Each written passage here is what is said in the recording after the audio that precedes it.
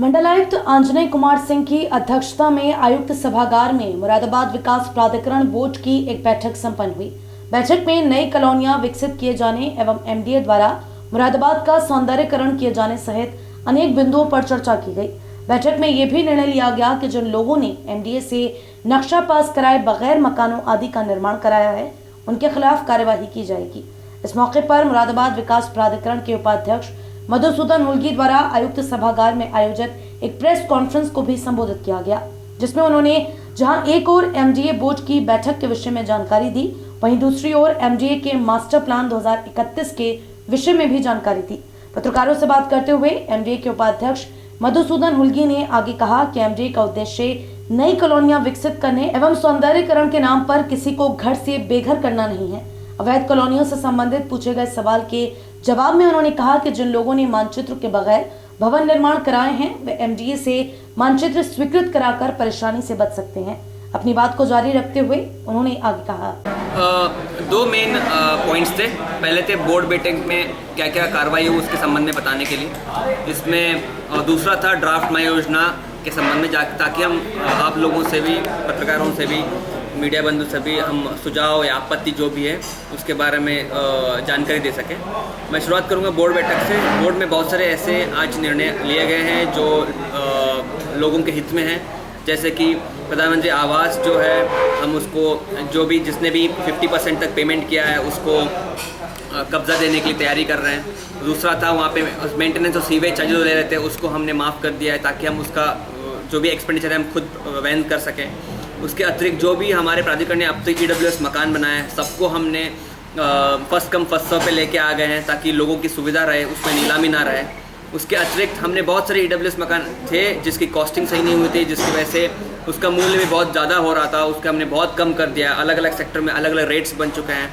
लगभग 4 से 5 लाख रुपए तक का कमी हुई है हर एक सेक्टर में, हर एक आवास का।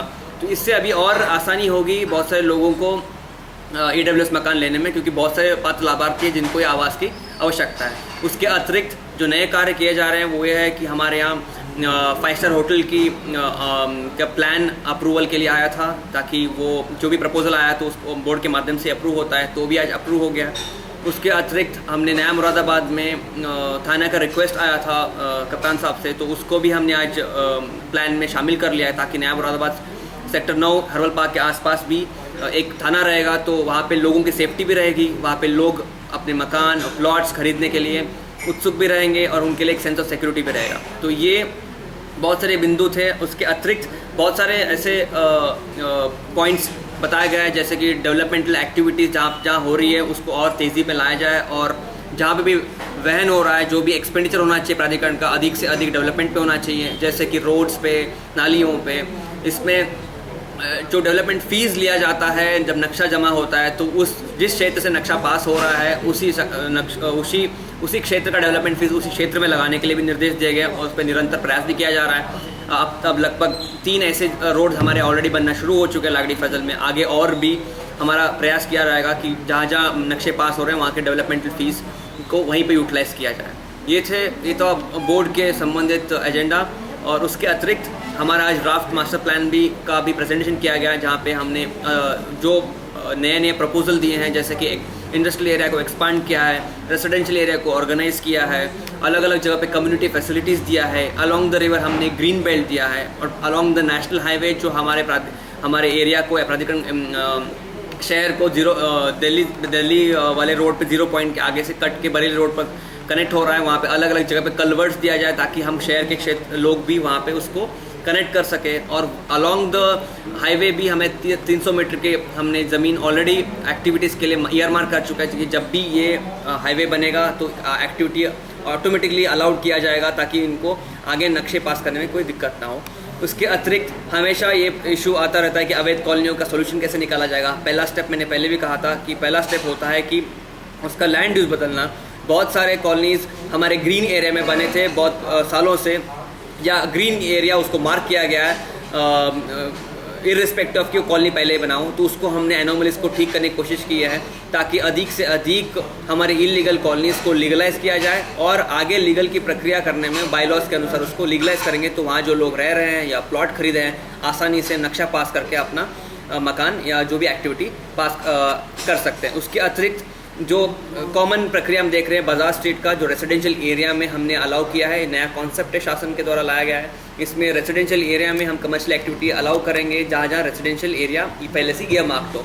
इसकी डेप्थ का हमने कोई डिसाइड नहीं किया है, जितने डेप्थ वो जाना चाहेंगे वो जा सकते हैं। और इनफैक्ट आगे कमर्शियल एक्टिविटी पीछे आवास भी वो बना सकते हैं, वो अनमन भी अलाउ किया गया है। इसके अतिरिक्त जहाँ पे हमने देखा कि चौधरी चरण सिंह पॉइंट से लेके साई हॉस्पिटल तक जहाँ जहाँ हमारा रेजिडेंशियल एरिया था पहले, वहाँ पे हमने कमर्शियल एक्टिविटी सामने अलोंग द रोड अलाउ किया है, ताकि जहाँ बहुत सारे एक्टिविटीज़ ऑलरेडी चल रही हैं ताकि उसको लीगलाइज भी किया जा सके। इसके अतिरिक्त मैं ये भी कहना चाहूँगा कि हरतला में भी ऐसे इंडस्ट्रियल एरिया हैं और अलग अलग जगह पे बहुत सारे लोगों ने ऑलरेडी इंडस्ट्री लगा चुके हैं। इसको इंडस्ट्रीज़ को वहीं पे ईयरमार्क करके उसको कंपाउंडिंग किया जाएगा, उसका नक्शा पास किया जाएगा, ना कि उसका कोई तोड़फोड़ नहीं किया जाएगा। और फोकस अब से यही रहेगा कि ज़्यादा से ज़्यादा डेवलपमेंटल एक्टिविटी हो प्राधिकरण की ओर से, ना कि डिस्ट्रक्टिव एक्टिविटी पे फोकस रहे। यही हमारे ड्राफ्ट प्लान का इस बार का ऑब्जेक्टिव रहा है। सर, इसमें अब तक कितनी आपत्तियाँ आ रही हैं, उनका निस्तारण कब तक होगा? अब तक लगभग 175 आपत्तियाँ आई हैं। सबसे ज़्यादा आपत्तियाँ इंडस्ट्रियल लैंड यूज़ के संबंध में आई हुई हैं। 7 तारीख तक लास्ट डेट है आपत्ति देने के लिए। उसके उपरांत 15 से 20 दिन लगते हैं सबके आपत्तियों को सुनवाई करके। पूरी समिति बैठती है, उसमें कमिश्नर के प्रतिनिधि रहते हैं, डीएम सर के प्रतिनिधि रहते हैं, शासन के प्रतिनिधि रहते हैं, तहसील के प्रतिनिधि रहते हैं। सब लोग बैठ के समस्त आपत्तियों की सुनवाई करेंगे। उसके उपरांत सुनवाई के उपरांत जो भी इनकॉर्पोरेट किया जा सकता है उसको इनकॉर्पोरेट करेंगे और उसमें बोर्ड में प्रस्तुत करेंगे। उसके माध्यम से बोर्ड में अप्रूवल के उपरांत हम शासन भेजेंगे फाइनल अप्रूवल के लिए। मास्टर प्लान 2031 को लेकर इस तरह की आशंकाएं व्यक्त की जा रही हैं कि लोग घर से बेघर हो सकते हैं। नहीं, ऐसे कोई लोगों से मैं स्पष्ट कहना चाहूँगा कि इस मास्टर प्लान से सबसे ज़्यादा फ़ायदा लोगों को होगा। इसमें कोई भी घर से बेघर नहीं होगा और शासन के मंशा के अनुरूप ही कार्य किया गया है, किया जाएगा आगे भी, और किसी भी गरीब इंसान को बेघर नहीं किया जाएगा। ताजपुर क्षेत्र के लोग ज़्यादा इस बात को लेकर के भयभीत हैं। जहाँ जहाँ अवैध निर्माण चल रहे थे और पिछले 3-4 महीने में 5-6 महीने में अगर कोई अवैध निर्माण हुआ है और वहाँ पे नक्शा पास नहीं हुआ है, जो रिसेंट डेवलपमेंट हुए हैं जो नक्शे के विपरीत है वहीं पे कार्रवाई की जा रही है, ना कि पुराने एरियाज़ के पुराने जो बने हैं उनमें कोई डिस्ट्रक्टिव एक्टिविटी नहीं किया जाएगा। एमडीए बोर्ड की बैठक में ये भी निर्णय लिया गया कि मुरादाबाद में 5 स्टार होटल निर्माण कराया जाएगा, जिसके लिए नया मुरादाबाद में जगह भी चिन्हित कर ली गई है। तमाम औपचारिकताएं पूर्ण होने के बाद 5 स्टार होटल के निर्माण कार्य को एमडीए द्वारा शुरू करा दिया जाएगा।